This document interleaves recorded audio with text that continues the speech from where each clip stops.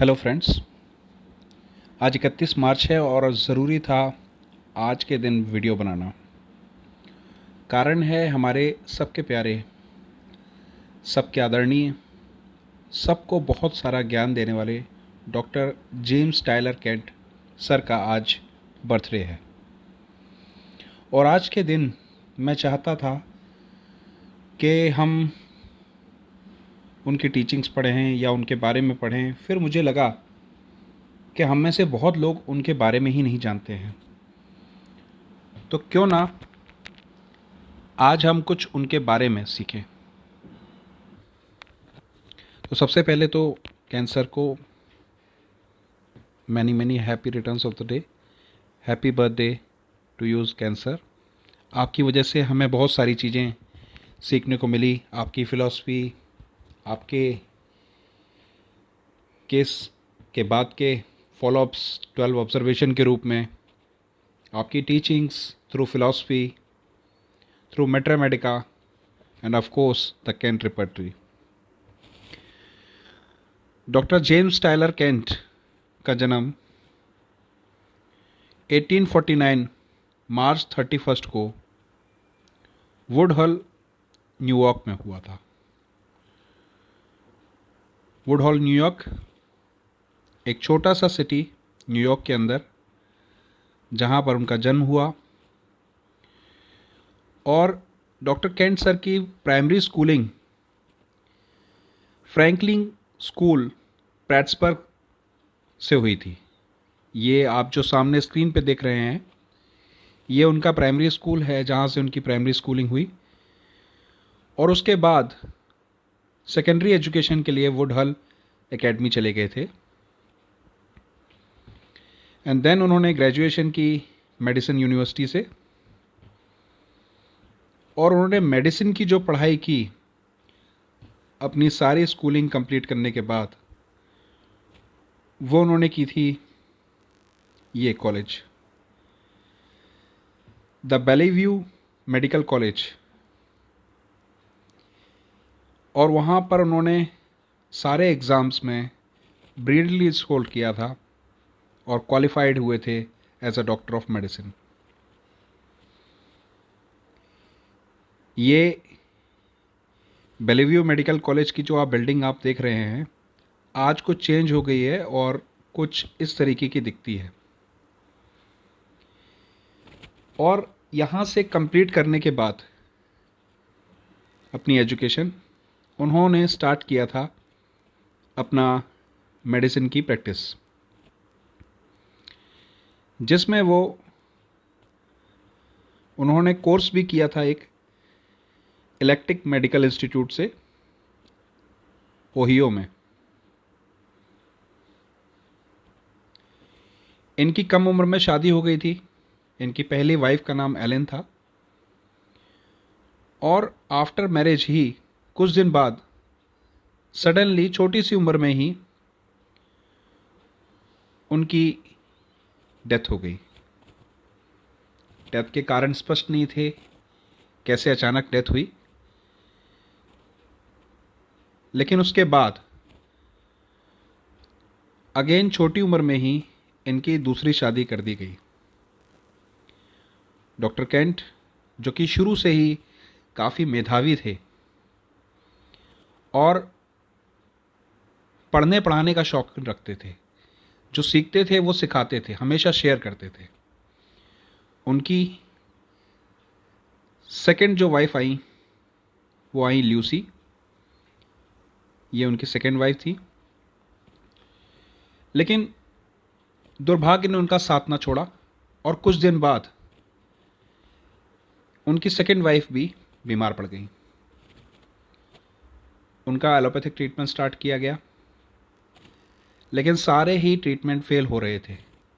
धीरे धीरे उनको अनीमिया बढ़ता जा रहा था और वो बेड रिडन होती जा रही थी।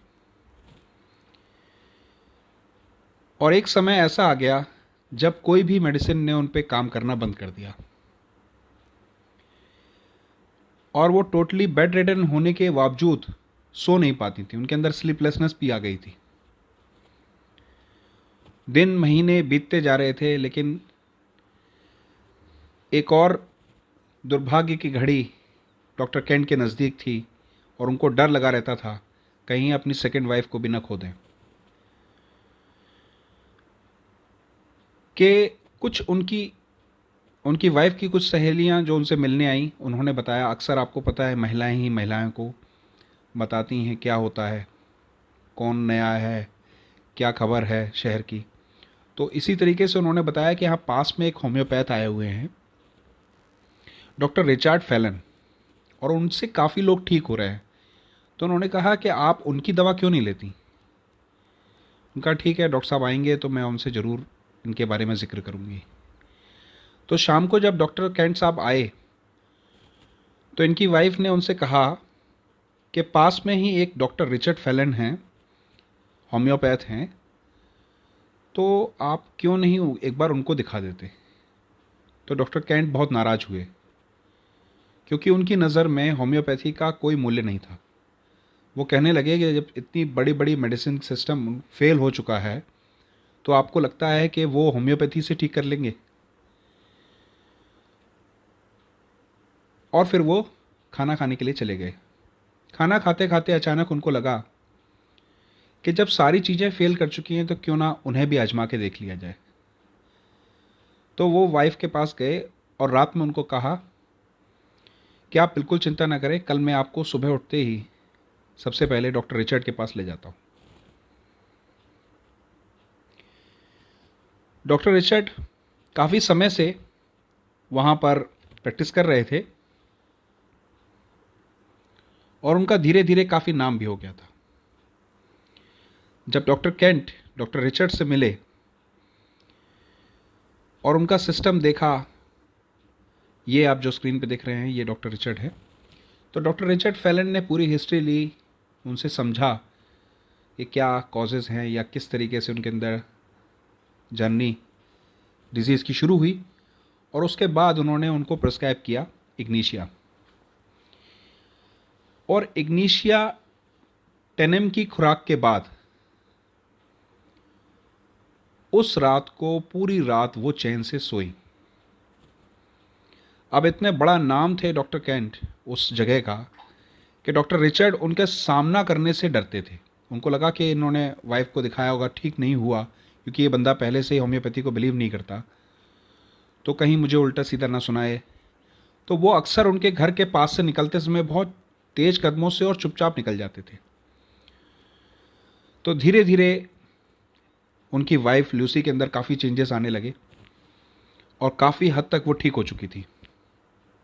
तो डॉक्टर केंट काफ़ी इम्प्रेस हुए और उन्होंने सोचा कि क्यों ना डॉक्टर रिचर्ड फैलन से मिला जाए। तो एक दिन डॉक्टर रिचर्ड फैलन जा रहे थे तो उन्होंने पीछे से आवाज़ लगाई।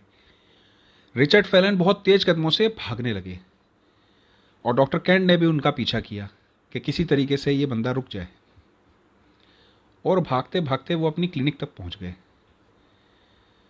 तो जब वो कहने लगे कि अरे सुनिए, मुझे डॉक्टर साहब आपसे बात करनी है, तो वो बार बार यही घबरा रहे थे कि मुझे सुनाएंगे उल्टा सीधा। तो वो अपनी क्लिनिक से बाहर आ गए। उन्हें लगा कि यहाँ पर ये कुछ सुनाएंगे तो इससे अच्छा बाहर हो जाके बात कर लूँ। तो बाहर आए, तो जैसे ही वो बाहर आए तो उन्होंने तुरंत हैंडशेक किया और बड़ी सी आवाज़ में उन्होंने कहा कि थैंक यू वेरी मच, आपने मेरी वाइफ को बचा लिया, क्योंकि मैं ऑलमोस्ट खो चुका था और मैं नहीं चाहता था कि ऐसा हो दोबारा मेरी लाइफ में। लेकिन आपने इस होम्योपैथिक सिस्टम से मेरे विचारों को बदल दिया, मेरी लाइफ को बदल दिया। और यहाँ से डॉक्टर केंट जो इम्प्रेस हुए होम्योपैथी से, तो उन्होंने डॉक्टर रिचर्ड फैलन से ही गाइडेंस लेना शुरू किया और होम्योपैथी के बेसिक्स सीखने शुरू किए। और जब उन्हें काफ़ी कुछ समझ में आने लगा, काफ़ी कुछ समझ गए, तो उन्होंने अपनी लाइफ का एक बड़ा डिसीजन लिया। उन्होंने अपने कॉलेज का, जिस कॉलेज में वो एनाटमी के प्रोफेसर थे, वहाँ से रिज़ाइन दे दिया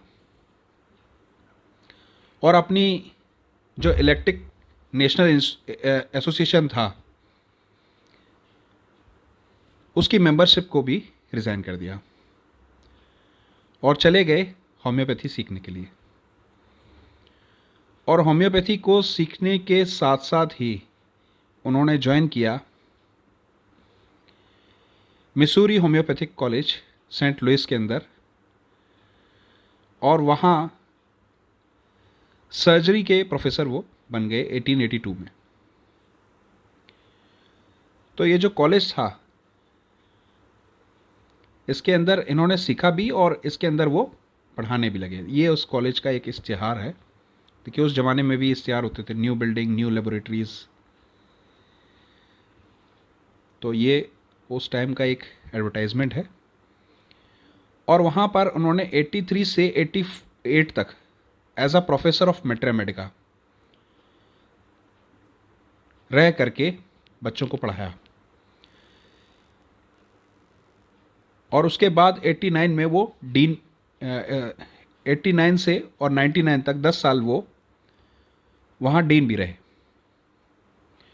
इसी दौरान उनकी वाइफ भी अचानक चली गई। धीरे धीरे फिर वो अंधकार में जा रहे थे, लेकिन होम्योपैथी ने उनको संभाला और उनका रुझान अब होम्योपैथी की तरफ ज़्यादा बढ़ गया था। अब वो बच्चों को पढ़ाने में, बच्चों को सिखाने में और होम्योपैथी को प्रैक्टिस करने में ही ज़्यादा समय व्यतीत करते थे।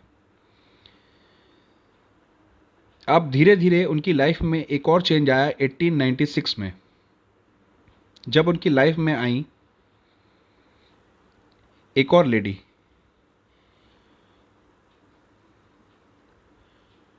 और उन लेडी का नाम था क्लारा लुइस टॉबे। ये एक्चुअली उनकी पेशेंट बन के आई थी। इनको शरीर पे बहुत जगह पे काइमोसिस होती थी, जिसके लिए इनको बहुत समय से लेकेसिस चल रही थी किसी होम्योपैथ के द्वारा। और ये भी एक्चुअली एलोपैथ थी और होम्योपैथी की तरफ इनका रुझान हुआ था, क्योंकि इनको लेकेसिस से काफ़ी आराम था। लेकिन due to prolong doses of lachesis इनको तकलीफ़ें और भी बढ़ रही थी। तो जब ये डॉक्टर कैंट से मिली तो इन्होंने, डॉक्टर कैंट ने बताया कि ये आपको मेडिसिनल मियाज्म बन गया है। तो इसके लिए उन्होंने कहा कि मैं आपको सिर्फ एंटीडोट करूंगा और आगे आप लाइफ में अभी लेकेसिस नहीं लेंगी, इसको छोड़ दीजिए। और उन्होंने उनको सिर्फ एंटीडोट किया और लेकेसिस छोड़वा दी और वो कंप्लीटली क्योर हो गई। इनके इस मिरेकुलस रिजल्ट के बाद जो क्लारा लुइस थी, उन्हें डॉक्टर कैंट से लव हो गया। वो अक्सर करके मिलने लगी और साथ ही साथ होम्योपैथी से लव हो गया। तो इसी लव को उन्होंने आगे बढ़ाया और मैरिज कर ली। और मैरिज करने के साथ उन्होंने पूरा डेडिकेशन के साथ होम्योपैथी को ज्वाइन किया और डॉक्टर साहब के साथ मिल के डॉक्टर साहब की फ़िलॉसफी, मैथमेटिका के लेक्चर्स, रिपर्टरी बनाना, सब चीज़ों पे काम किया। इन्हीं की देन है कि जितने भी चीज़ें आप आज पढ़ते हो फ़िलॉसफी के रूप में, मैथमेटिका या रिपर्टरी के रूप में, सब इन्होंने लिखी थी। डॉक्टर साहब बोलते थे और ये लिखती थी। 1900 में डॉक्टर साहब जो हैं डनहम होम्योपैथिक मेडिकल कॉलेज शिकागो के डीन अपॉइंट किए गए। वहाँ पर वो professor of philosophy, professor of repertory and professor of Mathematica भी थे। ये जो डनहम कॉलेज था, डनहम होम्योपैथिक मेडिकल कॉलेज डॉक्टर डनहम के नाम पे था, इसका एक कंपटीटर था दूसरा कॉलेज डॉक्टर हैरिंग का, doctor herring homeopathic medical college. इनके बीच में बहुत कंपटीशन रहता था। तो जब 1905 में डॉक्टर साहब यहाँ के डीन बने तो उन्होंने इस राइवलरी को ख़त्म किया और हैरिंग और डनहम दोनों कॉलेजेस को मिला करके हैरिंग मेडिकल कॉलेज की स्थापना करी, जो अकेला कॉलेज रह गया बाद में बच्चों के पढ़ने के लिए।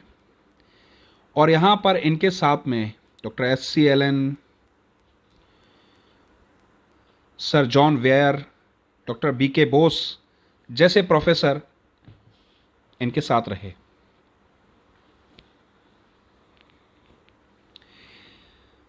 (1897) में repertory of homeopathic materia medica complete हुई। 1916 में 3rd एडिशन इसका आ गया। आफ्टर 3rd एडिशन आते आते उन्होंने धीरे धीरे देखा कुछ बच्चे जो हैं वो थोड़े से अलग जा कर के कुछ अलग ही प्रैक्टिस कर रहे हैं। तो इन चीज़ों से थोड़े से डॉक्टर केंट साहब परेशान रहने लगे और वो अक्सर समझाया करते थे कि भैया आप ये इंडिविजुअल एज अ होल लीजिए, आप इस तरीके से सिम्टोमेटिक ट्रीटमेंट मत करिए। और जब उनको इस तरीके डर लगा कि आगे इसका फ्यूचर क्या होगा, तो धीरे धीरे उनके अंदर कैटरल ब्रोंकाइटिस बन गया। और ये डर के साथ साथ उनके अंदर एक और फीलिंग आ गई कि मैं अब इन बच्चों को कैसे समझाऊं, मैं अकेला पड़ गया। और ये सारे कॉन्फ्लिक्ट की वजह से उनके अंदर धीरे धीरे ब्राइट डिजीज़ पैदा हुई और वो रीनल फेलियर में जा कर के जून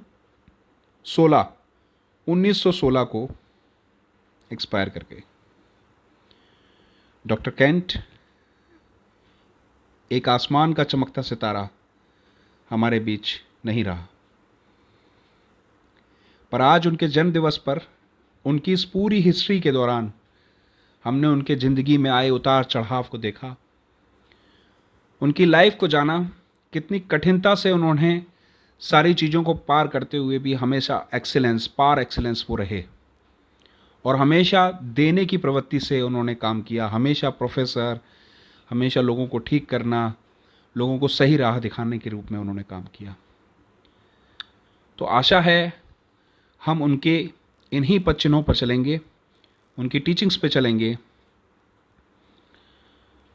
और उनके नाम को यूं ही रोशन करेंगे।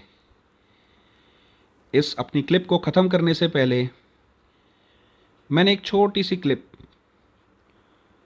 डॉक्टर केंट साहब को जीवंत करने के लिए दी है, तो प्लीज़ इसे ज़रूर देखिएगा। और ये है वो क्लिप, एंजॉय कीजिए। Well, hello to all.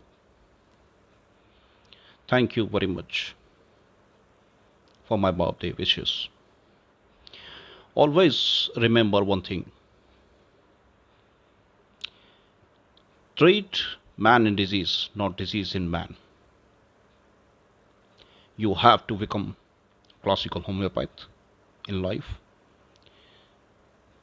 Stick to the Hahnemannian teachings and stick to